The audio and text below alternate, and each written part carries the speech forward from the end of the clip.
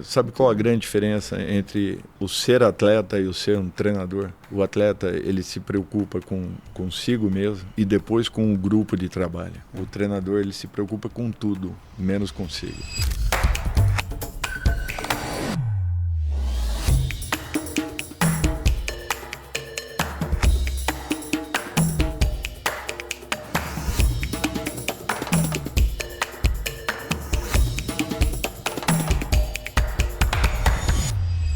Quanto mais eu me dedico, mais sorte eu tenho. Quanto mais me equilibro, mais sorte eu tenho.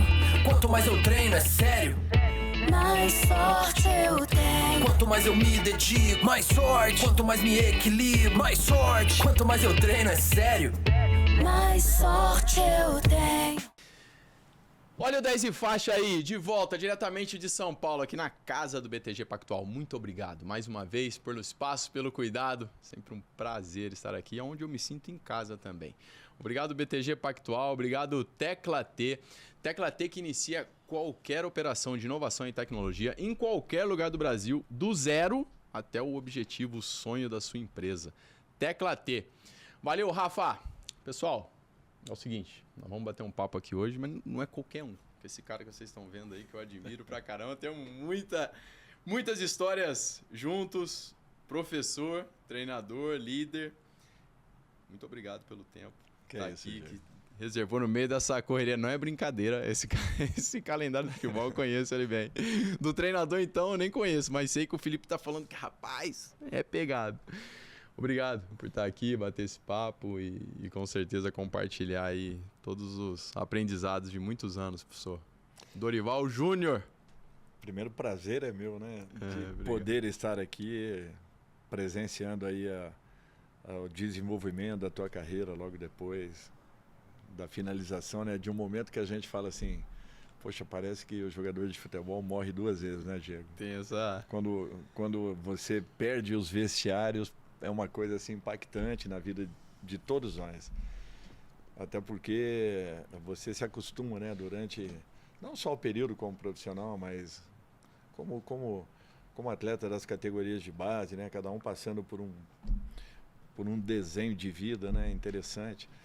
E a gente percebe assim que de repente do nada aquilo, né, é um impacto grande, né? Sim. E eu fico feliz porque foi um momento assim, eu encerrei com um convite de um ex-treinador que eu tive, Luiz Carlos Ferreira, uma pessoa que eu tenho um respeito muito grande, para que eu iniciasse como auxiliar técnico. Eu falei, Luiz, você tem certeza que você quer isso mesmo? E engraçado, Diego, eu estava no Botafogo de Ribeirão na época, né, já finalizando minha carreira, e eu tinha me preparado, que eu falei, eu vou jogar mais um Campeonato Paulista e depois no meio do ano, aí sim, eu vou encerrar minha carreira. E eu treinei muito, não perto do que você faz, mas assim, eu sempre eu procurava manter para que eu tivesse uma longevidade um pouquinho maior. Sim. E naquele momento para mim era importante. E aí eu treinei muito, outubro, novembro, entrando dezembro, e em janeiro eu me apresento, né? O presidente me ligou e eu acredito que não tenha comunicado o Ferreira a respeito da minha contratação. E eu chego no clube, né, na Matonense, que era um clube que eu já havia passado duas vezes. Na época, o clube estava em ascensão, crescendo, tudo. Eu falei, poxa, Galha, eu vou finalizar minha carreira então na Matonense. E acertei o contrato. E aí, chego na Matonense, Ferreira tá assim, no outro canto. Falou, vem cá, o que você veio fazer aqui? Eu falei, ué, eu tô achando que você tá sabendo que eu vim aqui para jogar. Ele falou, vou te fazer um convite. Eu falei, que convite? Aí ele falou, você quer ser meu auxiliar técnico? Vai para tua casa, isso era uma sexta, e segunda-feira você me fala. E aí, Diego, eu falei, quer saber de uma coisa? Poxa, eu até tô preparado, mas acho que tá na hora. E aí eu começo, e nós vamos fazer uma pré-temporada pertinho de Rio Preto. Puxa vida, eu não vou me lembrar agora, mas ficamos ali nos hotéis de Rio Preto e nós vamos fazer os treinamentos. E aí no primeiro treinamento falta um jogador, essas lesões de início de temporada. Ô Júnior, você faz lateral ali para mim e tal? Pode ficar tranquilo. Aí eu entro E caraca, Diego, eu estava tão bem preparado que como lateral eu entrava por dentro, jogando ali, e pifei um na cara do gol, bati uma falta, saiu o segundo gol. Lateral. Aí, como lateral. Porque você era volante, né? Não existe lateral de pé grande, tá, gente? Você era volante. Exatamente, era volante. E aí fiz um segundo gol e pifei um companheiro lá que fez. Pifei, que a gente fala, é colocar na cara do gol, né? E aí ele falou, quem falou que você não pode jogar? Você vai voltar a jogar. Dá pra você jogar? Eu falei, Ferreira, já perdi 10 dias de pré-temporada, agora esquece. Já comuniquei que não vou mais ser atleta, enfim. Então, aquilo, Diego, assim, de um modo geral, foi uma transição interessante, porque não foi uma ruptura, né? Certo. De você finalizar a carreira e, de repente, não ter mais os vestiários. Quer dizer, no dia seguinte eu estava ali participando. E isso, para mim, foi muito importante. Foram 2 anos e meio como auxiliar dele. Muito bom. Esse é um tema muito interessante, né? Eu estou constantemente falando sobre eles porque nós vivemos de uma forma muito profunda, né? O atleta, mas as pessoas estão vivendo constantemente encerramentos de ciclos, né? Desgaste depois de uma carreira muito longa, exigente, e precisa encerrar ou as próprias circunstâncias acabam encerrando para ela, né? E aí o que eu tenho visto, que é desafiador, não tem 100% de certeza, por acaso você era o treinador daquele ano, né? Foi um ano que nós vamos falar mais sobre isso, mas 2022 foi um ano muito difícil para mim. E depois da tua chegada ali, nós conversamos e clareou. Mas assim, foi muito difícil, não tinha 100% de certeza. Eu falei, cara, tá chegando a hora. Já há alguns anos refletindo sobre isso, falei, tá chegando a hora. Pô, eu tenho proposta para ir para fora do país, jogar em outro clube do Brasil. Eu falei, não, cara, minha história com o Flamengo, eu acho que eu fiz tudo que eu tinha para fazer, é aqui que vai ser. Eu decido encerrar, mas com um pouco de dúvida também. E eu entendi que tudo bem ter um pouco de dúvida, porque, cara, eu fiz isso a vida inteira, sabe? Mas eu tinha mais certeza na hora de terminar. E aí quando você termina, é um ato de coragem, né? Porque tendo proposta, podendo continuar, você encerra. Mas por outro lado, você vê que também tem um novo nascimento após, sabe? Um novo nascimento de você poder fazer algo novo, de você poder programar, de ter mais tempo para você, com a tua família, com tudo isso. É desconfortável, mas também tem um novo que é encantador. É meio que pular de paraquedas, né? Porque no outro dia, quando você acorda, você fala, agora encerrou mesmo, não tenho que treinar, não tenho... então causa esse desconforto, mas assim, tá sendo muito legal, Tem momentos, claro, que traz mais...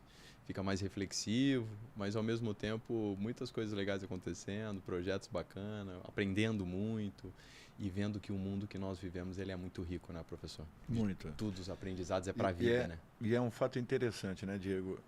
Você estava falando e eu estava viajando um pouquinho.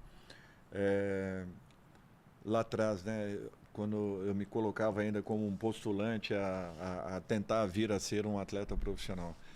E eu imaginava, puxa vida, eu vou fazer educação física. Por quê? Porque se eu não conseguir ser um atleta profissional, no mínimo eu vou estar no meio de tudo isso. Ou como preparador físico, ou como um auxiliar, que na época nem se cogitava a existência de um auxiliar, mas eu quero estar no meio do futebol. Então, eu tenho que me preparar. Sua família também já vinha, né? Tio, pai. Já vinha de história, essa história. Meu pai foi diretor de futebol da Ferroviária durante muitos anos. Então, eu participava da Ferroviária todos os dias, Diego. Todos os dias. Ele saía do banco, que ele era bancário na época. Ele me apanhava em casa e a gente ia para o campo da Ferroviária. Todos os dias eu estava no meio dos jogadores.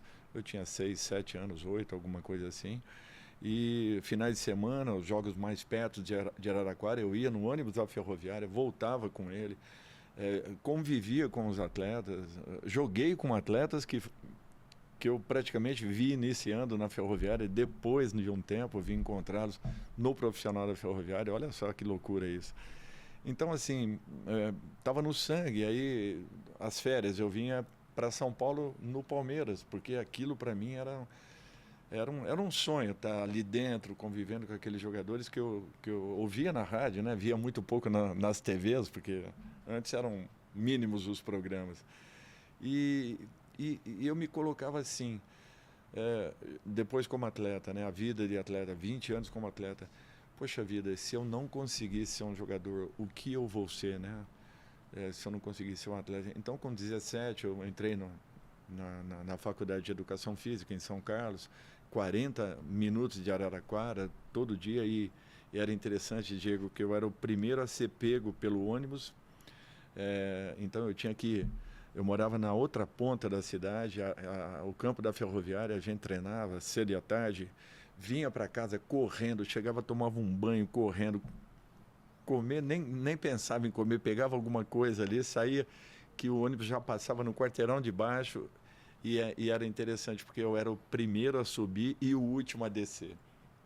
Então, quando nós chegávamos em Araraquara, meia-noite e meia, porque nós tínhamos dentro desse ônibus várias turmas de primeiro ano, de segundo ano e de terceiro ano. Então, quando você não tinha uma aula, fala, poxa, agora eu vou para casa. Não, você tinha que esperar, porque outras turmas ainda... Então, você saía de São Carlos todos os dias por volta de 11 horas. Quando você chegava em Araraquara, 40 minutos depois... rodava praticamente a cidade toda, então não foram 1, 2, 3 vezes que o motorista, eu acordava, despertava com o motorista, porque ele sabia que eu estava dentro do ônibus, ele me acordando, chegamos Júnior, pode descer, né? Então, eu era o último, e pior que isso, Diego, às 5 horas da manhã eu estava de pé, porque tinha o tiro de guerra, o famoso tiro de guerra, que foi durante 1 ano, eu tinha que fazer essa vida. Mas essa consciência por estudar veio do quê? Em tua criação? Tipo, eu gostava muito de leitura, desde se preparar, tipo, quero fazer algo, fazer educação física, você tinha essa consciência.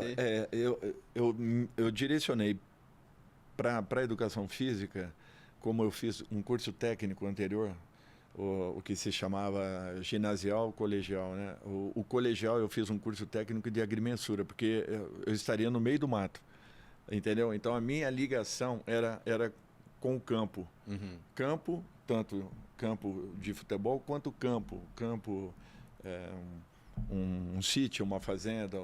Eu queria estar no meio da natureza. Eu não me via trabalhando num escritório, eu não me via fechado numa sala comercial. Eu me via na natureza, fazendo alguma coisa em aberto, em céu aberto. Então eu comecei a direcionar a minha vida para alguma coisa nesse sentido. Logicamente que tentando vir a ser um atleta e me dedicando muito para isso. Olha só as loucuras, acabava um treinamento na parte da manhã e na parte da tarde, voltava para casa de bicicleta, voltava para a ferroviária de bicicleta, porque a gente não tinha nada dentro do clube, né? Então a gente batia, voltava, e aí saía ao final da tarde, corria numa pista de atletismo que tinha em Araraquara, fazia mais treinamentos ali, assim, aleatórios. Um amigo que me ajudou muito e que cresceu comigo, só que não viu nem a passagem dele para o profissional, faleceu com 20 anos, nem a minha evolução como atleta. Assim, então, e ele me ajudou muito, porque ele era um cara tipo Diego, que pegava firme, que incentivava todos os companheiros, que demonstrava pelo exemplo. O Pim era um cara desse, Pedro Cruz. E ele me ajudou muito, porque ele me forçava a trabalhar muito mais do que todo mundo. E você tinha essa virtude, pelo que eu estou ouvindo tudo até agora, você nunca teve problema em pagar o preço, de se preparar, de sacrifício. Eu acredito que isso daí inconscientemente, sem conhecer o valor de uma frase como essa, eu acho que eu usei tudo que eu podia. Não sei se talvez, Diego, pudesse ter sido um atleta um pouco diferente. Outro dia eu vi uma colocação do Zinho que eu achei muito interessante. Tive até a oportunidade de jogar com o Zinho, e um fato que me chamava atenção. O Zinho, ele chegou no Palmeiras com 20, 21, 22 anos mais ou menos, e era um cara que ele dava um exemplo para todos nós que já tínhamos uma idade maior, porque ele tinha uma fome de ganhar, uma fome de vencer. E o Zinho outro dia falou, as pessoas fazendo aquele lance, o Zinho é melhor que esse, que aquele, que é. E ele falou assim, não, eu fui inferior a muita gente, porque tinha momentos que eu trabalhava muito para o clube, em vez de trabalhar para mim, Zinho, individualmente como atleta. Então, talvez eu pudesse ter um outro nível em termos de resultados. Essa foi a colocação dele. E eu me espelhei muito nele. Logicamente que não no patamar do Zinho. Estou falando dentro do meu patamar. Eu poderia ter sido um atleta um pouquinho diferente se eu acreditasse um pouquinho mais e se talvez eu tivesse trabalhado um pouco mais para o meu lado individual do que propriamente para o meu lado coletivo.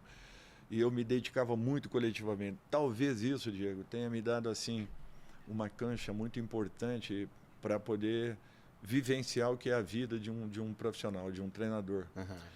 Aquilo tenha me auxiliado. Porém, me atrapalhou muito como atleta. Você entendeu? Certo. Foi importante futuramente, veio a ser importante para mim futuramente, mas naquele momento, talvez, se eu tivesse tido uma ambição comedida um pouquinho maior, ampliado essa ambição, talvez eu pudesse ter. Porque os jogadores de futebol, no geral, que atingem o mais alto nível, eles são individualistas, em alguns momentos egoístas, eles são. É interessante, em alguns momentos eles são egoístas. Realmente. Em alguns momentos são. Mas e aí, pro lado bom porque é um crescimento. Acaba sendo mais positivo do que negativo, incomoda, gera desconforto às vezes no elenco, às vezes, sim, né? No grupo. Mas é que a ambição do cara de ganhar, de performar, de conseguir, de ir. Então, existe uma forma, na minha opinião, assim, de você encontrar uma maneira que não gere atrito com os seus companheiros, né? Então, você é individualista, de tipo, porque você vê, pessoal, todos os jogadores o sono dele, a hora que é, do jeito que é, o pré-jogo dele é do jeito que é, ele tem que comer daquele jeito, ele tem que fazer o alongamento antes ou depois, ele está o tempo todo pensando nele, quais são os hábitos aqui pessoais que vai me deixar preparado para o jogo. E aí, cada um, ali são 11 dos titulares, eles estão, desde do pré-jogo, eles estão trabalhando de forma individualista. Totalmente. Me sentir bem, agora eu vou fazer a banheira de gelo, vou fazer uma massagem, eu vou fazer não sei o que, o meu horário de não sei... E tudo bem nisso, né? Porque se os caras todos se preparam de forma responsável, o problema é quando o cara começa a prejudicar os outros por causa desse jeito dele pensar. Né? E às vezes, sem que você perceba, isso está interferindo no teu grupo de trabalho. Aí entra esse nível de treinador. Ou negativamente. E às vezes, ou talvez a maioria delas, aí tem que entrar, naturalmente, o comando para que você possa... E talvez isso, Diego, você adquire com a vivência em vestiários. Eu acho que esse daí é um caminho que só quem viveu nos vestiários, eu acho que percebe essa sensibilidade de poder estar convivendo com aquilo que seja interessante e proveitoso e positivo ao grupo, como também a percepção daqueles momentos em que você deve interferir, porque de uma forma ou de outra vem extrapolando e aí passa a influenciar, talvez negativamente, com uma atitude ou outra de algum atleta. Isso é uma realidade. Total.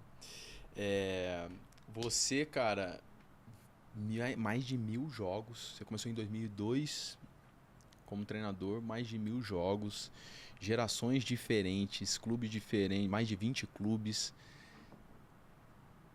Qual foi, na tua opinião, o segredo de você conseguir passar por tanto e continuar? Porque eu vi muitos treinadores também capacitados que ficaram pelo caminho. Então, precisa ter algo a mais, né? Além do conhecimento. Teve alguma postura e comportamento que você fala, isso aqui foi essencial para eu não só chegar, mas me manter até aqui hoje? Diego, assim, eu sempre me preocupei muito com relacionamentos. O relacionamento humano, eu acho que isso daí fez muito a diferença. Eu passei a conhecer, porque eu convivi com muitas gerações. É interessante isso. Acredito diferente forma de lidar com essas gerações. Totalmente diferente. Por exemplo, a minha geração como atleta, eu ainda peguei aquela situação em que o treinador poderia até estar errado, mas ele jamais seria contestado naquele momento, na frente de todo mundo, então não existia essa possibilidade. Talvez se você tivesse uma intimidade um pouquinho maior com o treinador, você o abordaria de uma forma respeitosa, se aproximando e tentando posicioná-lo a respeito de uma outra situação que você observasse dentro de um grupo. Como na outra ponta, né? Uma outra situação em que, depois de alguns anos, e aí já como treinador, eu já convivo com uma situação em que o atleta ele não tem vergonha de te questionar em sentido nenhum, em momento que não se defina e em qualquer circunstância. Então, são gerações completamente diferentes. Eu acho que esse, para mim, foi um ponto muito importante, porque eu consegui entender essas mudanças. Olha só um detalhe importante, Diego.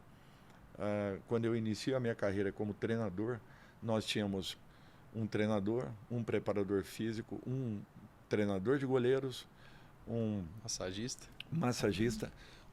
Começamos a ter, a partir dali, um auxiliar técnico, um roupeiro, um diretor de futebol e olha, um segurança. Nós tínhamos, no máximo, 10 pessoas, talvez um gerente de futebol e, eventualmente, um presidente que viajasse com a delegação. Eram 10 pessoas, no máximo.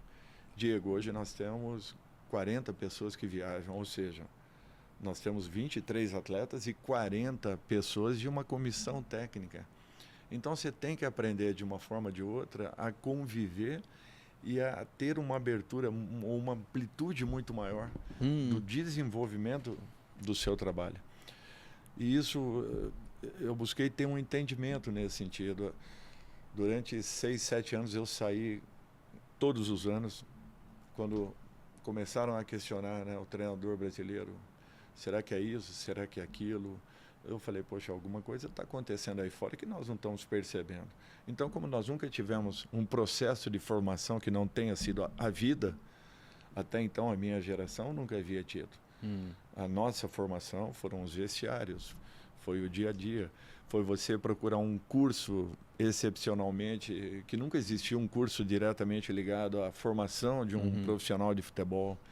Nós nunca nos preocupamos em formar para que esses profissionais pudessem estar formando e participando da formação dos nossos atletas. Nós nunca nos preocupamos com isso. Tanto é que quando eu inicio, e aí eu volto lá atrás, quando eu optei por educação física, porque eu também imaginava que se não acontecesse agora, eu queria me preparar para que um dia eu pudesse vir a ser um preparador e futuramente um treinador, porque estava na minha vida, estava no dia a dia. Nem imaginava viver sem ou fora daqui. Exatamente. Então, assim, Diego, eu comecei a viajar para perceber o que estava acontecendo. Olha, giramos o mundo aí, eu fui com amigos inclusive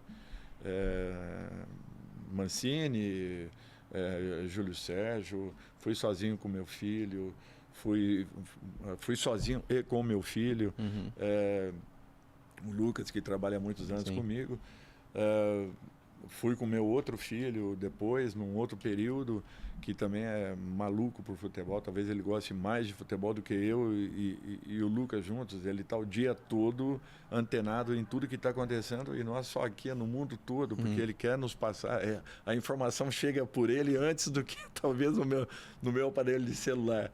É interessante isso. Então, assim, eu comecei a tentar perceber o que estava acontecendo, porque não é possível que aquelas colocações, o treinador brasileiro é isso, é aquilo. E, poxa... Incomodou bastante, Diego, né? Hoje, o nosso processo... Hoje parece que está menos, né? Porque nós estamos começando a mostrar teve um que momento... não é só isso, Diego. Primeiro que o que vinha acontecendo com o futebol brasileiro nos últimos 30 anos. Primeiro, você não tem a manutenção de um trabalho. Os trabalhos mais longevos aqui, eles não passavam de 3 meses, numa média geral. 3 meses. Como que isso, você ia ter um termo comparativo a um clube europeu? Um clube europeu, ele é montado. Você só vende se for muito necessário, se eles acharem que deva ser o momento da saída de um ou outro profissional. Aqui no Brasil, não. Você está no meio de uma competição. Eu me reporto ao Santos de 2016, quando você estava no Flamengo, a gente brigando pela ponta do campeonato, Palmeiras, Santos, Flamengo brigando pelo brasileiro. Sim. E, de repente, nós tivemos 3 jogadores convocados à seleção olímpica. Eu não vou deixar esses jogadores saírem? Não tinha como fazê-lo. Gabigol, Zeca e Thiago Maia foram os 3. Quando voltam, tinha a seleção olímpica, a seleção da Copa América Centenária jogada nos Estados Unidos, mais 3 jogadores convocados. Então, ficaram 2 meses na seleção olímpica, mais 40 dias na Copa América, entre período de treinamento e a última partida da seleção brasileira. E logo depois, Gustavo Henrique tem uma lesão de joelho muito séria e o nosso outro zagueiro tem uma lesão muito séria. E mesmo assim, retornam da seleção olímpica ou centenária. Gabriel já é vendido para a Internacional de Milão. O Santos se desfazendo do time dentro de uma competição em que estava brigando pelas primeiras colocações. Então, olha a diferença absurda que existe. Isso para não citar outros exemplos. Sim. Entre as equipes europeias formadas, melhoradas, corrigidas ao longo de um processo, de um período que é respeitado pelo mesmo profissional, como Arteta, os últimos 4, 5 anos dentro do Arsenal, fazendo um trabalho de montagem, de correção de rumos, para que agora possa começar a estar brigando por títulos. Olha o período que ele esteve ali. Aqui no Brasil não se pensa nisso, nunca se pensou nisso. Ao contrário, um treinador iniciava, talvez corrigisse, para que um terceiro ou quarto pudesse alcançar os resultados. Então, esse processo todo, que é muito respeitado na Europa, aqui no Brasil se passava por cima de tudo isso. E se jogava nas costas do treinador que nós não conseguíamos fazer trabalhos. É impossível que isso acontecesse. Primeiro, a falta de preparo. Segundo, a pouca exigência. Naquela época, quando eu iniciei, voltando um pouco a essa história, se você tivesse um amigo que fosse um açougueiro, sem demérito à profissão de açougueiro, e eu fosse presidente de um clube, eu poderia convidá-lo para ser o meu treinador. Não tinha uma exigência de hoje, como nós temos hoje, temos aí uma licença A, B ou Pro da CBF. Então, qualquer um poderia estar ali executando essa função, Diego. Sim. Por isso que nós não tivemos assim parâmetros para que pudéssemos ter o entendimento do que era a nossa vida profissional, o nosso crescimento, o nosso desenvolvimento de carreira. Você acha que hoje os treinadores estão mais conscientes em relação a isso, os treinadores brasileiros, em relação à profissionalização, à busca por conhecimento? Eu não tenho dúvidas disso. Está existindo um movimento muito interessante. O que nós precisamos é facilitar um pouco a condição de termos mais e mais profissionais buscando conhecimentos, facilitando para que eles cheguem a esse momento, até porque eu te questiono, um jogador que terminou a sua carreira no interior do país e que talvez tenha um preparo, uma ambição, um certo conhecimento, ele não vai conseguir, Diego, atingir os cursos da CBF, os valores que são, o período que ele precisa desenvolver tudo isso. Então, nós tínhamos que repensar um pouco para que nós pudéssemos levar o conhecimento e a possibilidade da formação de profissionais para o interior do país. Ninguém conseguiria, parando num clube do interior do país, ter a possibilidade da formação de uma licença B, A ou tampouco de uma licença Pro. Isso tudo talvez envolvam valores na casa, os três cursos de 70, 80 mil reais, além das viagens, além da acomodação. Que profissional poderia fazê-lo depois de finalizar sua carreira jogando num clube pequeno do futebol brasileiro, dentro dos nossos estados, que são quase que uma distância continental? Eu acho que dificilmente isso aconteceria. Então, assim, eu acho que deveria ser e vem sendo uma preocupação da CBF de poder divulgar, difundir um pouco mais, levar o conhecimento até esses estados do norte e nordeste do país. O treinador acaba sendo vítima de um sistema também. Exatamente. Ele dificilmente vai atingir um processo que, para quem está hoje num time médio e grande, talvez seja um pouco mais simples. Mas dificilmente aconteceria isso daí com um treinador um pouco mais simples, que talvez não tenha alcançado grandes equipes na sua carreira como atleta. Isso é apenas um exemplo para que a gente pudesse difundir um pouco mais, divulgar um pouco mais e facilitar a vida de profissionais que quisessem ter uma iniciação. Pessoal, você falou da diferença de perfis, de gerações. Hoje você consegue ser bem confrontado assim nesse novo perfil quando um jogador te confronta. Como é para você? Já não é mais uma coisa ilógica, já não é mais uma coisa, uma novidade. Eu acho que eu passei por muitas situações dentro da minha vida, assim, de um modo geral. E foram interessantes, que foram te dando talvez uma certa base para que você pudesse interpretar da melhor forma possível toda a reação de um atleta. Assim, Diego, quando tudo isso acontece, eu me coloco muito, e aí, talvez por ter sido ex-atleta, eu me coloco muito na situação desse atleta. Eu sei que não é uma situação simples, não é fácil. O treinador, ele talvez a principal ação dele seja a tomada de posições e decisões todos os dias. Todos os dias. As novidades elas acontecem do dia para a noite.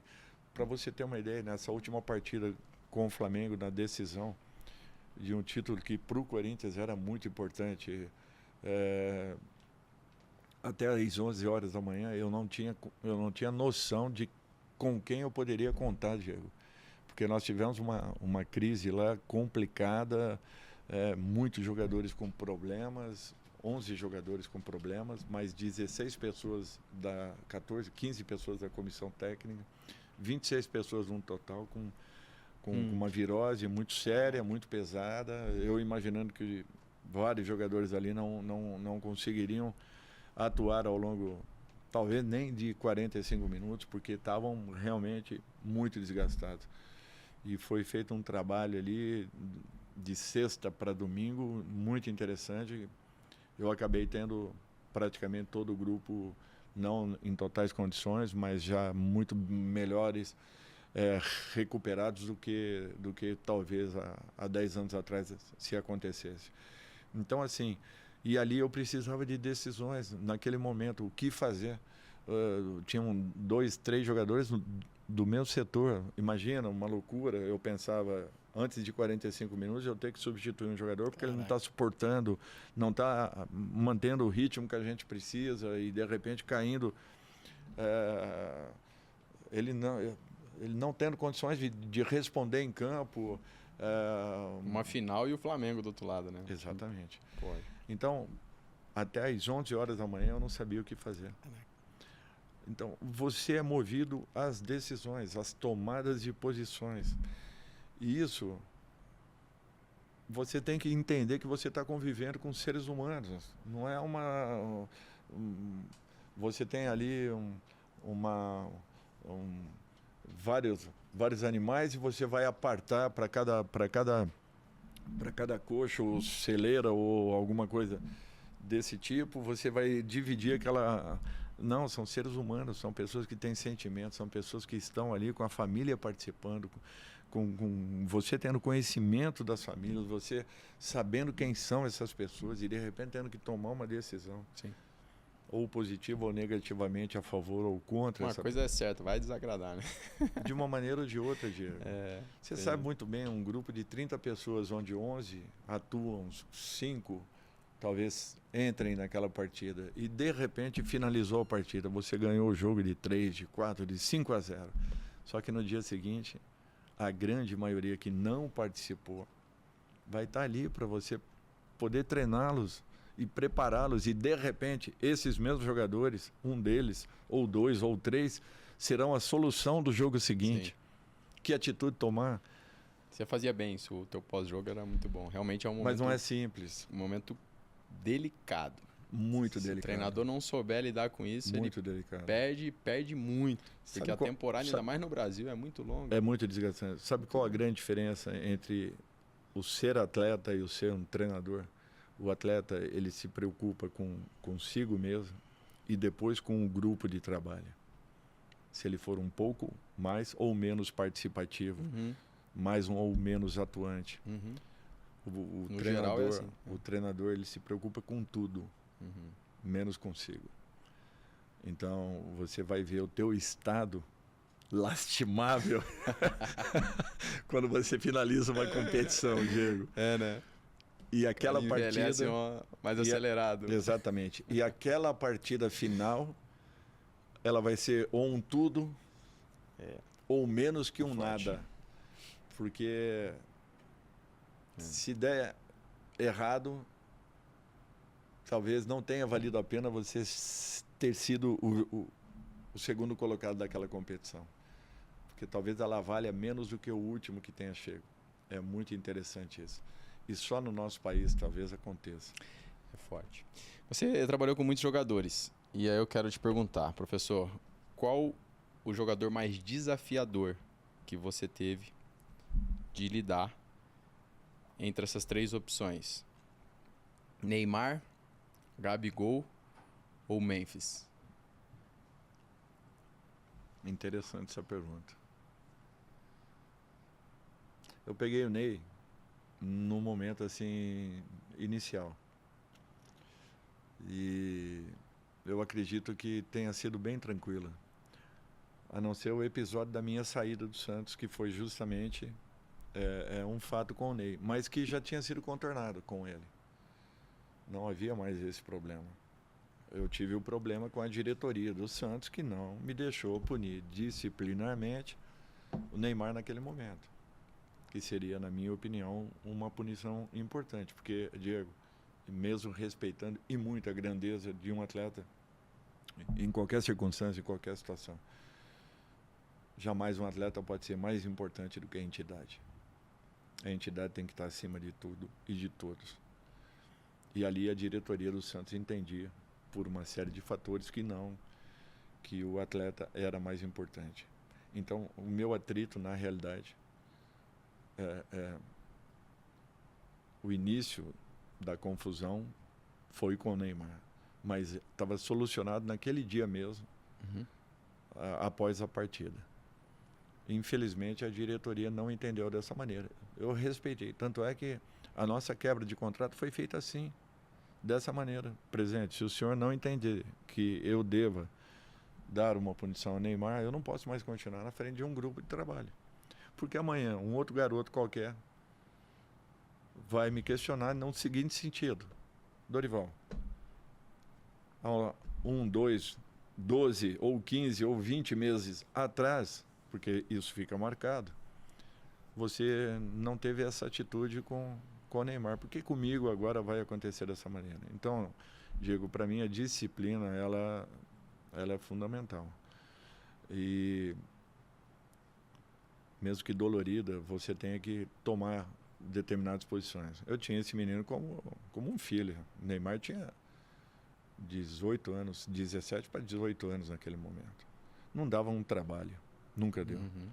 Ao contrário, ele estava sendo explorado de tal forma pelo marketing daquele momento, e aí eu não sei se do clube ou se dele em particular, que estava prejudicando muito a carreira dele. Tanto é que eu chamei o pai dele e a ele próprio, um mês antes, dizendo a minha visão do que estava acontecendo. E que se ele só tinha chego naquele momento com o destaque que vinha tendo, justamente porque ele se dedicava em trabalhos, em treinamentos, e aquilo estava sendo quebrado por uma série de fatores, chegando às vezes 1 minuto para o início de um treinamento, ou às vezes faltando a um treinamento.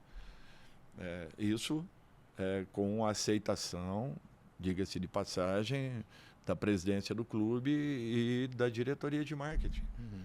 Respaldado pela diretoria de marketing. Tanto é que nós chamamos dentro do CT para mostrarmos que aquilo não poderia acontecer com um grupo de trabalho, você sabe como que é. Sim. Então, assim, eu acho que toda a situação ela é desafiadora. Para mim, talvez, com o Gabriel tenha sido um pouco mais complexa, porém, sem que tenha sido... Sim.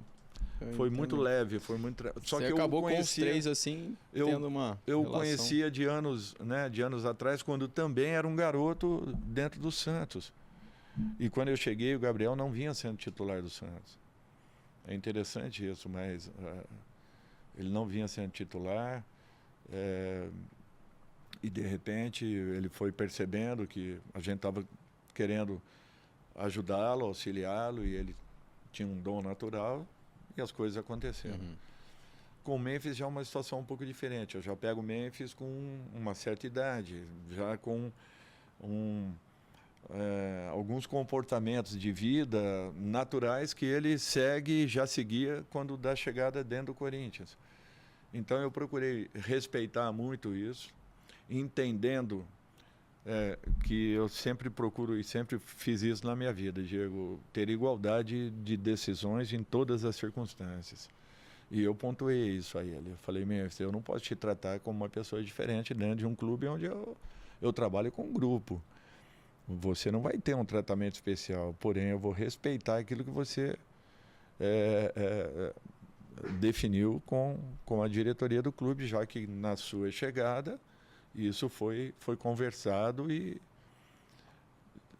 eu procurei respeitar tudo isso. Então, assim, Diego, tem momentos que você tenha que se adaptar ao ambiente que você esteja transitando. E talvez isso tenha sido um ponto muito importante dessas saídas, dessa mudança de comportamentos, para que a gente pudesse aprender a conviver com cada grupo, muito em razão das particularidades que aconteciam, que existiam, em razão dos atletas que ali estavam nesses momentos. Então, talvez, Diego, eu ter, assim, ao longo desses anos, só trabalhado com equipes da Série A do Campeonato Brasileiro, e convivido com todas essas gerações, pegando garotos na sua formação e, de repente, até finalizando a carreira deles, como foi o caso do Felipe. Felipe foi a primeira partida, eu vi o Felipe jogando nas minhas mãos e, de repente, participei de quase uma das suas últimas apresentações. Então, assim, e hoje o vendo aí crescendo como o grande profissional que é e que será ainda maior, num curto espaço de tempo, eu não tenho dúvidas disso.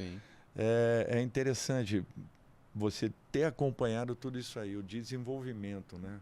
Os momentos que ele viveu lá atrás, menino crescendo, cabelinho preso aqui atrás, aquela cara enxuta. Tá envelhecendo. Exatamente. Mas é muito interessante isso. É muito interessante, Diego. Você pega e você fala assim, caramba, eu joguei com esse cara e hoje, de repente, essa pessoa foi meu atleta lá atrás. O Felipinho é fantástico. E são vários. Não é o trabalho do treinador que você estava falando que existe, né? Ele tá e que ele próprio me falou outro dia. Dorival, eu não sabia que ganhar um título tinha tanta dificuldade que nem está acontecendo. Eu falei, quando você está jogando, a gente não percebe isso. Exatamente. Ele surpreendeu. Toda grande empresa começa com ideia, né? Mas transformar essa ideia em algo que funciona de verdade precisa de propósito. E te fazer chegar lá com tecnologia e inovação é o nosso. Além da nossa expertise em alocação de talentos, também desenvolvemos aplicativos, plataformas e sistemas personalizados que resolvem os problemas reais do seu negócio. Já são mais de 300 empresas que confiaram em nós para crescer através da tecnologia. Da estratégia à entrega. Trabalhamos lado a lado com você, porque a gente entende que a tecnologia só funciona quando ela está a serviço dos seus resultados. Vamos construir juntos? Você esteve na seleção brasileira como treinador, nós estávamos falando do Neymar, assim, tem essa situação que acho que, não sei se você já falou sobre isso, mas muita gente já falou, eu mesmo já tive que falar, nós profissionais do esporte acabamos sendo questionados em algum momento ou outro em relação ao Neymar. Ir para a Copa do Mundo ou não, Ancelotti convocar ou não, você tem uma opinião em relação a isso? Assim, é uma situação bem difícil nesse momento, por ele não estar atuando. Eu tenho certeza que o Ancelotti vai ter toda a paciência do mundo até o último momento, talvez ali palpável, para que ele possa tomar essa decisão. Eu não tenho dúvidas disso. O Neymar é um jogador diferenciado, todos nós sabemos. Uma pena tudo que tem acontecido ultimamente. Esse retorno em razão das lesões que ele teve, e lesões muito sérias, e que talvez um outro atleta já tivesse encerrado a sua carreira. Ele, pela persistência, pela vontade de querer voltar, talvez, ainda ele tem essa expectativa e essa esperança muito grande dentro de si de que possa acontecer. Eu torço para que aconteça, Diego, porque é um jogador, para mim é um jogador fantástico. O que eu já vi esse garoto fazer e a carreira dele nos mostrou, impressiona, hein? Olha, eu vi grandes jogadores dentro do nosso país. Eu joguei com muitos deles, contra vários deles, então nem se fala. Vi o final da carreira do maior de todos, que foi Pelé. Neymar, para mim, ele está nessa prateleira de cima dos grandes jogadores de futebol mundial. E assim, não sei em que momento ele chegará hoje na seleção, em razão de tudo que se passou na sua vida. A minha torcida é para que tudo aconteça e ele não encerre a carreira, assim como eu torcia para que o Messi não encerrasse a carreira sem ter um reconhecimento. O reconhecimento que talvez tenha tido a partir do momento que ele conquistou uma Copa, que não deveria ter o peso e ter um diferencial para a definição de um atleta como ele sendo muito bom ou não. Professor, você fazia algo diferente do que você fez na seleção brasileira? Diego, talvez, assim, eu tive um problema que foi muito interessante, assim. Eu tinha definido por uma estrutura. O presidente me pediu uma mudança por completo daquilo que vinha acontecendo. Eu falei que essas mudanças elas devam acontecer sempre de uma maneira gradativa. E eu estipulei que eu teria uma estrutura de equipe, Diego. Tipo assim, hoje, naquele momento eram Alisson, era Marquinhos ou o Thiago, Casimiro e Neymar. Para mim, essa estrutura ela tinha que ser enxertada com alguns jogadores. E seria a base para que eu pudesse fazer essa montagem em cima. Porque você sabe muito bem, você se apresenta no domingo, os jogadores chegam nas segundas e terças, metade num dia, metade no outro. Você treina realmente na quarta para jogar na quinta. Sexta e sábado você recupera, você treina domingo, treina um treino mais leve na segunda, como é o treino da quarta para jogar na quinta. O treino da segunda é um treino mais leve para se jogar na terça. Então, na realidade, você tinha ali 2 períodos necessariamente de treinamentos um pouco mais fortes. Então eu pensava e imaginava que com essa estrutura eu poderia montar a base da seleção. E de repente eu não tive em momento nenhum Casimiro, tive mais momentos Alisson e Marquinhos. Casimiro eu não tive Neymar. E eu acho que isso daí comprometeu um pouco, porque você montar uma estrutura onde você se apresenta a cada 2 meses e ficam juntos 10 dias e fazem... Ou você é obrigado a fazer muitas e muitas alterações. Só para você ter uma ideia, Diego, o nosso primeiro jogo foi contra a Inglaterra, lá em Londres, e logo depois com a Espanha. Só nessa convocação foram 6 cortes depois da convocação. Então, assim, em 5 convocações eu tinha perdido 30 jogadores já convocados. Então eu não conseguia repetir de um momento para o outro. A última partida que nós fizemos, que nós jogamos com a Argentina, e realmente foi terrível aquele momento, mas nós tínhamos no gol o Bento, que estava fazendo a sua 3ª partida. Nós tínhamos na lateral direita o Wesley, que estava fazendo a sua partida de estreia. Marquinhos, com mais de 100 jogos. Murilo, quarto zagueiro, que estava fazendo a sua 1ª partida. Arana, fazendo a 12ª partida. André, fazendo a 12ª partida. Ao seu lado, eu não vou me lembrar agora, mas era a partida de estreia também. Depois... João, pode ser? Não. Já tá, Guimarães. Você falou do lado de quem? Do lado do... Do André? Do André. Do André. Ele estava no No Wolfsburg. O Wolverhampton seria O time do... João, né? Tava João Gomes, agora o André... Mas beleza, Enfim, segue. eu Também até me não sou esqueci, melhor me pra desculpe. nome. E na frente, sim, o Rodrigo, o Vini e também, eu acho que era praticamente a estreia. Tá agora no Manchester United, ele foi no final da última temporada. Cunha. Exatamente, o Matheus. Que estava também fazendo, acho que a segunda ou terceira partida, ou era a sua. Então, assim, um time muito jovem. E a nossa segunda derrota foi na 16ª partida. Quer dizer, eu acho que para uma reformulação, para um novo momento, eu acho que as coisas vinham acontecendo gradativamente. Eu tinha certeza, Diego, que 1 ano e meio depois da finalização desse primeiro ano, nós chegaríamos muito fortes. Por quê? Porque vinha chegando Estevão, vinha tendo um crescimento natural, Rodrigo, Vini, já incorporando um novo momento, Bruno Guimarães assumindo uma outra condição. Eu ainda não havia tido o Casimiro dentro da equipe, Paquetá vivendo aquele processo todo, a cabeça dele toda embaralhada, aquela situação bem difícil, a gente buscando os laterais, um preenchimento das laterais, nosso miolo de zaga trabalhando muito bem, com várias opções que nós tínhamos.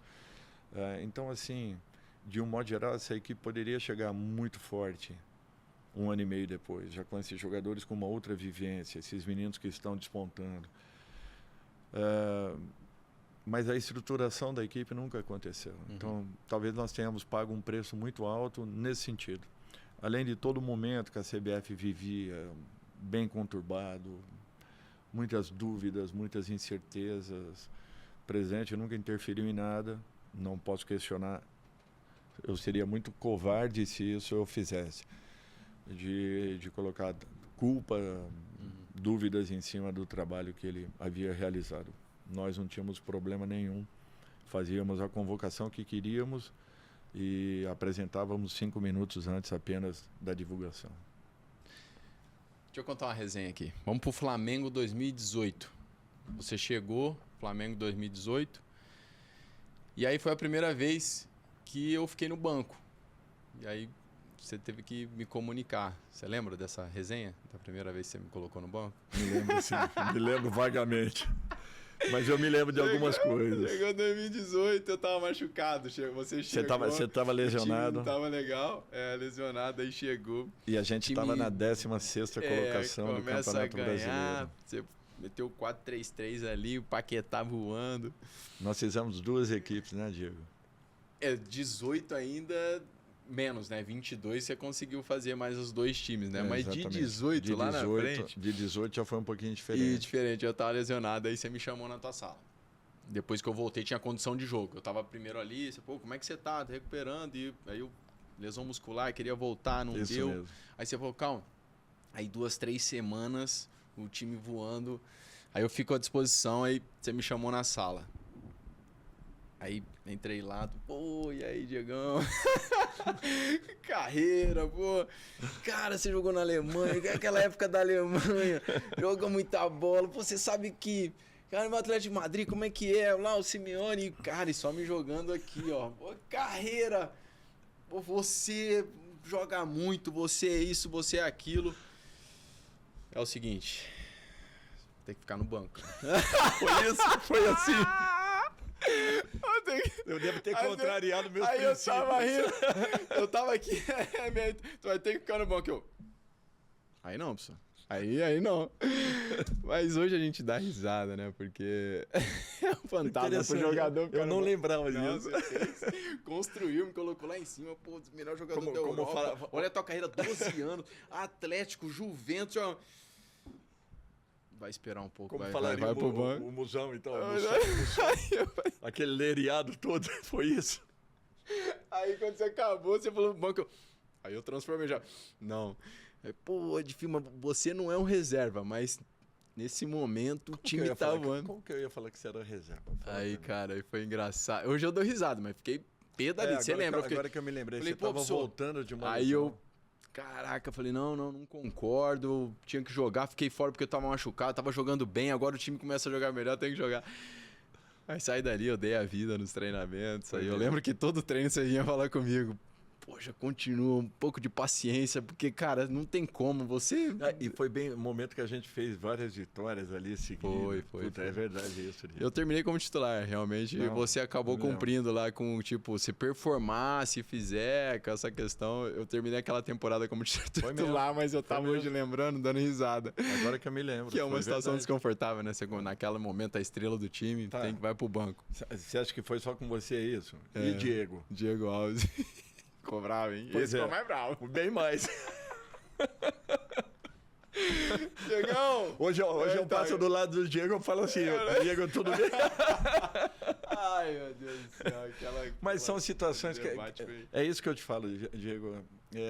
A função do treinador não é simples. Não é fácil. Ela é terrível em alguns momentos. Porque acabou o jogo hoje e o time venceu, foi legal tudo. Aí você chega nos vestiários no dia de amanhã. E tem uns que foram substituídos, que a maioria das vezes vão ficar bravos. Exatamente. Tem uns que não jogaram, que vão ficar bravos. Exatamente. Enfim. Tem o que jogou e que não fez os gols, e o outro entrou e fez gols. Não é fácil, não. Diego, é muito complicado. Mas a figura do treinador... Quantos por cento você acha que do desempenho é do treinador e do jogador, assim, no sucesso de um time? Sem Diego, falsa modéstia, assim, se tiver que falar. Eu acho assim, que primeiro você tem que ter o principal, conteúdo daquilo que você acredite. Você tem que ter uma percepção rápida do que o teu elenco possa te entregar. E essa leitura, ela não pode demorar. Você tem que buscar uma leitura rápida. Lógico que as correções você vai fazendo. Porque você chega num clube, como está jogando? Nós estamos jogando num 4-4-2. Pô, legal. Quem que tá? Essas funções, pá. Pô, você tem que falar, pô, não está dando certo. O que será? Então você começa a conversar com todo mundo. Você busca os jogadores, mas você busca também, às vezes até o porteiro do centro de treinamento. O que você está vendo? O que está acontecendo? Boa. E às vezes você conversa com o massagista, você conversa com o roupeiro, conversa com o fisiologista, o que está se passando. Ponto de vista diferente. Exatamente. Legal. Por exemplo, eu chego no São Paulo em 2017, é interessante isso. Nós tínhamos uma sala anterior ao refeitório que tinha, sabe aquele baleiro giratório Diego, tinha todo tipo de biscoito naquele baleiro. Era uma coisa impressionante. Então o jogador chegava um pouquinho mais cedo, ele botava a roupa, vinha para aquela sala, sentava naquela sala vendo televisão. O que você vai fazer? Um cafezinho, um chazinho, um cappuccino e o biscoito. Você ia para uma sala dentro do refeitório, você ia para uma geladeira, tinha todo tipo de sorvete e picolé. Cara, eu falei, vem cá. Aí o jogador chegava, ele entrava no refeitório, ele podia pedir um X-tudo, que era feito ali na hora. O cara não se preocupava. E o São Paulo, nas últimas colocações do campeonato 2017. O dia que o Hernani chegou lá, 2 dias depois que eu havia chegado, ele falou, professor, você viu como o nosso time está forte? Eu falei, forte? Ele falou, não. Eu falei, Diego, Hernani, eu não troco de roupa lá com vocês, como que eu vou observar isso? Não, professor, nosso time tá gordo. E aí começamos Então, olha só aonde você passa a ter que botar o dedo de uma coisa que de alguma forma, e que às vezes as pessoas não percebem que estava interferindo. Mas você acha que é 50-50? Então, resumindo tudo isso, eu acho que tem trabalhos e trabalhos. Eu acho que se você tiver tudo isso que a gente precisa pro dia a dia de um clube e você não conseguir entrar na cabeça dos jogadores, eu acho que o teu trabalho vai estar comprometido, mesmo você tendo muito conteúdo, mesmo você tendo um bom desenvolvimento de trabalho, que seja uma metodologia de trabalho adequada. Então, assim, você tem que estar muito consciente de tudo que possa acontecer e essa leitura inicial ela é fundamental para que aí sim você possa dizer, olha, a minha parcela de contribuição nisso aqui foram 10%. Nesse outro quesito, talvez tenha sido um pouco mais. Na montagem ou remontagem da equipe, talvez eu tenha participado um pouco mais. Só que depois o desenvolvimento vai depender muito da qualificação do seu grupo. Eu debatia sempre lá com o Felipe, o Rodrigo Caio, Gabi, todo mundo, que eu via com 70%. Aí alguns concordavam comigo, outros não. Eu falei, cara, pelos times que eu passei, já passei por... Juventus tinha uma seleção, não foi. Atlético de Madrid, na época, não ia, eliminado por um time da 3ª divisão na Copa do Rei. Chegou o Simeone. Foi o primeiro ano do Simeone? Primeiro ano. Ele chegou, na metade do ano, estava eliminado por um time da 3ª divisão. Ele chega com o mesmo time, nós fomos campeão da Europa League anos depois. Campeão espanhol, contratou o Vidia só, do elenco que nós tínhamos. Então, eu via a força com o treinador. No Flamengo, eu vi a mesma coisa. Alguns treinadores conseguiram ter o resultado, outros não. Foi naquele momento. Talvez não tenha a ver com a competência, foi a abordagem. Mas eu vejo que... Por isso que eu não concordo. Quando fala, qualquer um. Esse time aí, qualquer um. Pô, vai lá, qualquer um que você vai ver. Isso daí acontece... É uma situação que eu não vejo dessa forma. E aí, já dentro disso, você chegou num momento delicado em 22. Saímos de 18, vamos para 22. Você foi num momento que nós estávamos... Eu já tinha decidido ali, para mim também foi um ano que eu falei desafiador, porque eu já defini que ia encerrar minha carreira desde o começo do ano, só que eu não anunciei para não focar em outras coisas, né? E questionar qualquer tipo de situação. Falei, vou dar minha vida aqui, vou encerrar minha carreira e beleza. Só que começa o ano muito difícil, caramba, as coisas não aconteciam, o treinador era o Paulo Souza, e aí vem você. O que você pensou naquele momento? Quando você falou, vou assumir o Flamengo. Por onde eu começo? Por onde você pensou em começar uma mudança naquela situação? É interessante isso, Diego. Eu estava retornando depois de um longo tempo parado, que foi o momento que eu tive um câncer de próstata. E depois de praticamente 1 ano e 2 meses, afastado 3 meses, eu falei comigo mesmo que é interessante isso. Eu estava até fora do país, eu falei, o clube que me ligar, não importa quem seja, vai ser o clube que eu vou assumir. Porque nesse intervalo tinham acontecido assim várias ligações, mas eu não conseguia em razão ainda do período de primeiro tratamento, depois detecto o que havia acontecido, levou um tempo para a operação, de fevereiro até outubro para a operação, olha só a distância que teve. Caramba.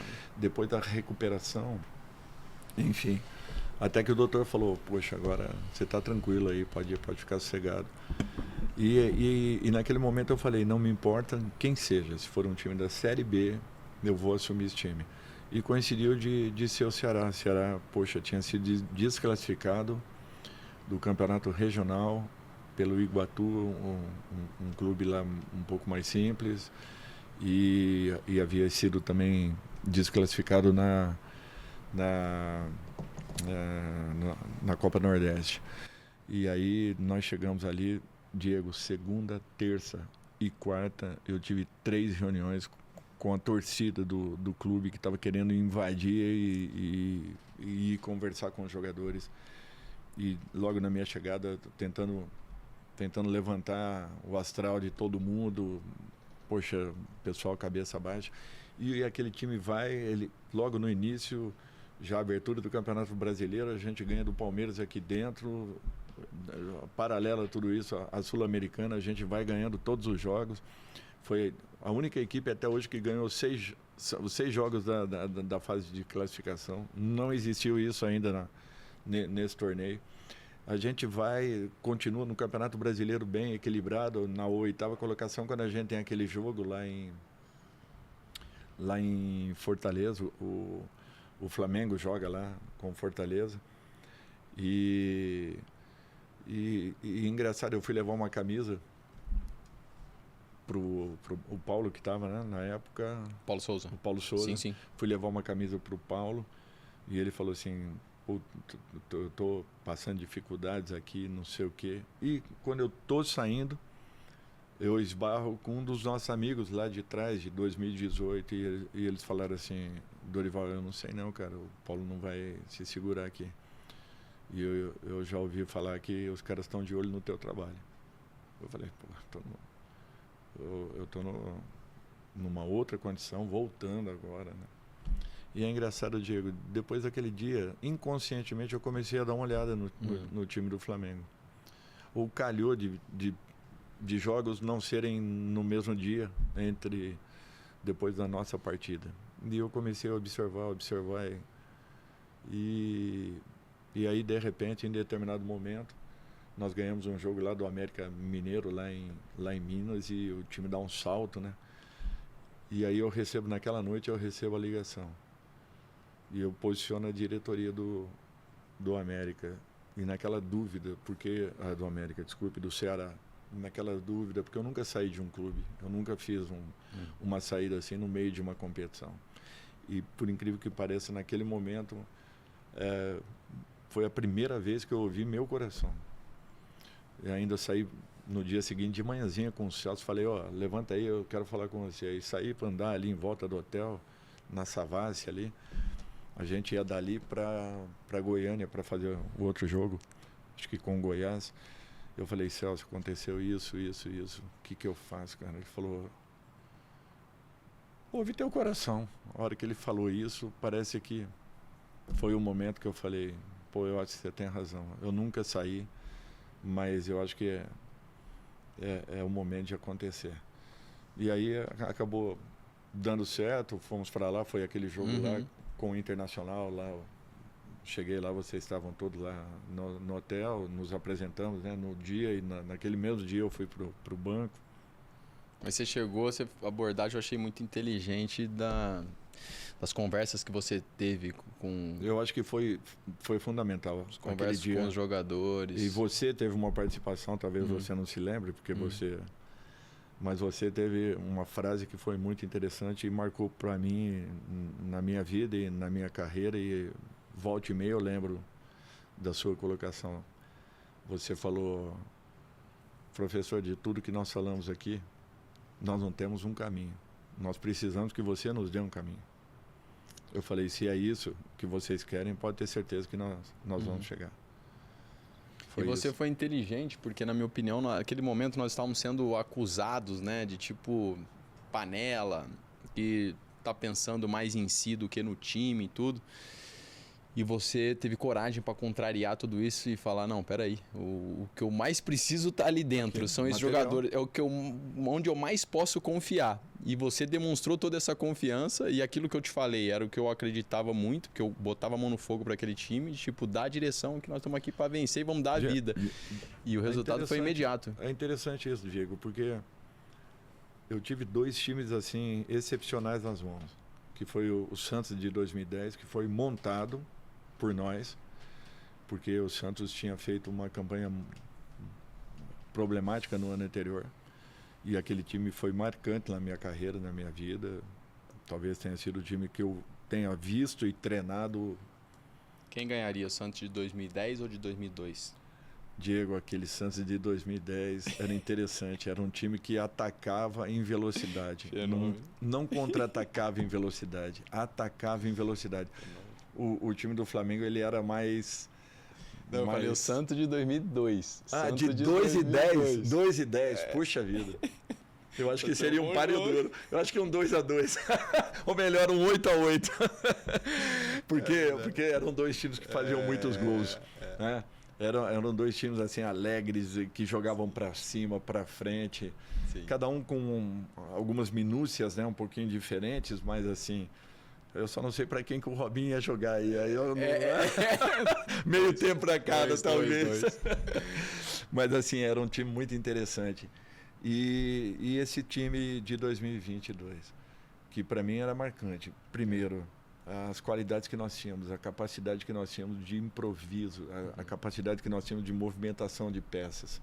Tanto é que nós fizemos uma equipe jogando um 4-3-3 e fizemos uma equipe jogando praticamente num losango, né? No mesmo nível, né? Exatamente. E as alterações não deixavam cair o ritmo. Você vê que podia jogar a escalação que fosse do losango ou a escalação que fosse do 4-3-3. As alterações não deixavam cair o ritmo. E nós saímos da 16ª colocação do brasileiro, fomos para a 2ª colocação. Legal pelo título. 4 pontos atrás do Palmeiras, que era o líder. E passamos a fase principal, ou melhor, a mais difícil naquele momento, que foi o jogo do Atlético Mineiro, que nós tivemos que reverter o resultado de Belo Horizonte. Não é? E começávamos ali a caminhada na Libertadores. Então, nós tínhamos praticamente uma decisão toda semana, se você se recorda. Era um jogo ou Libertadores ou Copa do Brasil. E o brasileiro, a gente ia somando, ia fazendo pontos, jogando dentro, fora de casa, a gente ia fazendo pontos. Então, assim, foram 2 equipes que marcaram muito para mim, porque a primeira foi montada, a segunda nunca me foi entregue um elenco daquela grandeza. Eu sempre tive que compor as minhas equipes. As minhas equipes sempre foram montadas, Diego. Eu passei os 12 primeiros anos da minha vida montando as equipes, e por consequência eu cheguei praticamente em todas as finais de competições. Mesmo com o São Caetano, em 2007, o time tinha sido rebaixado da Série A para a Série B do Brasileiro em dezembro.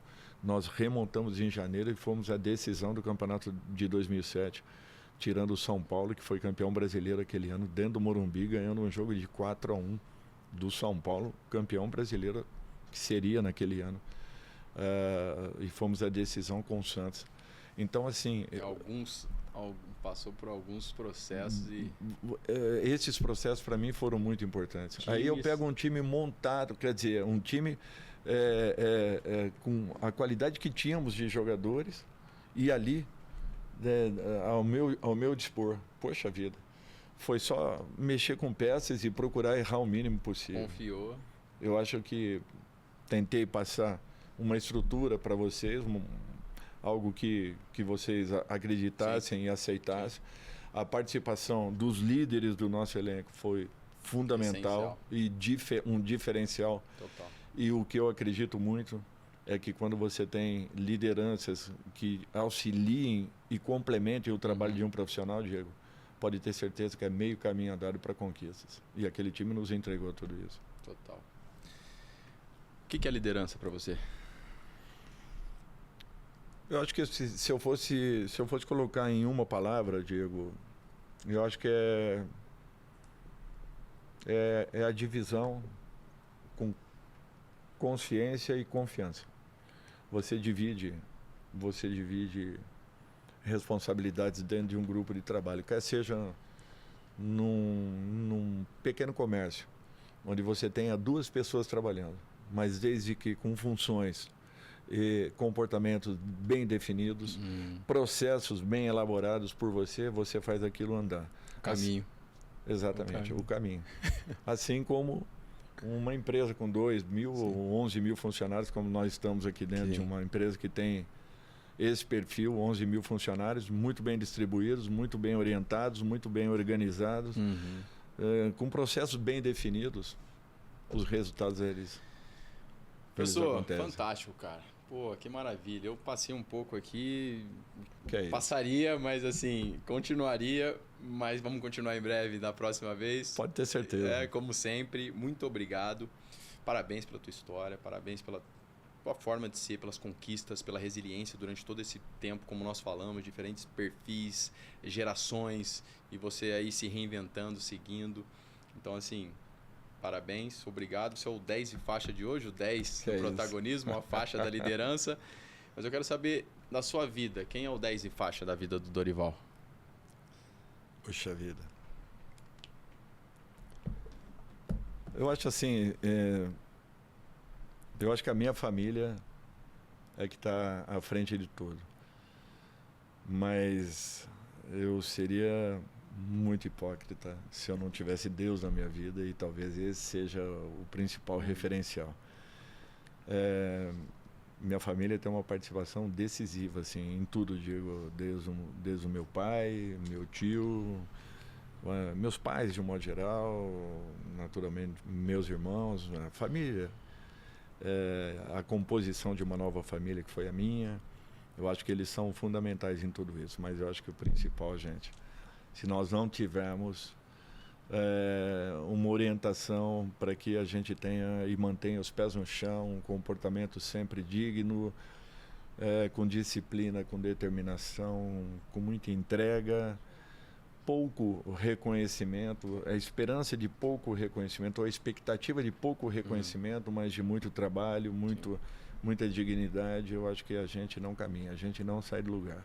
Eu acho que a vida é pautada em cima desses princípios. Para alguns acontecem de uma maneira bem rápida e explosiva, para outros, às vezes, vai alcançando um passinho aqui, um passinho ali, vai melhorando, vai fazendo as coisas crescerem, acontecerem. Mas eu acho que quem pauta por esse lado atinge os seus objetivos e às vezes dá uma voltinha ou outra, mas acaba chegando ao alvo.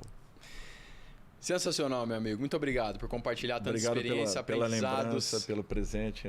Parabéns. Parabéns. Muito obrigado. Vou guardar com muito carinho.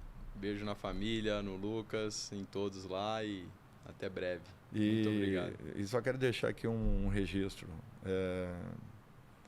A tua vida, a tua carreira, e talvez aquilo que eu tenha te falado lá atrás, não tenha sido só um lereado.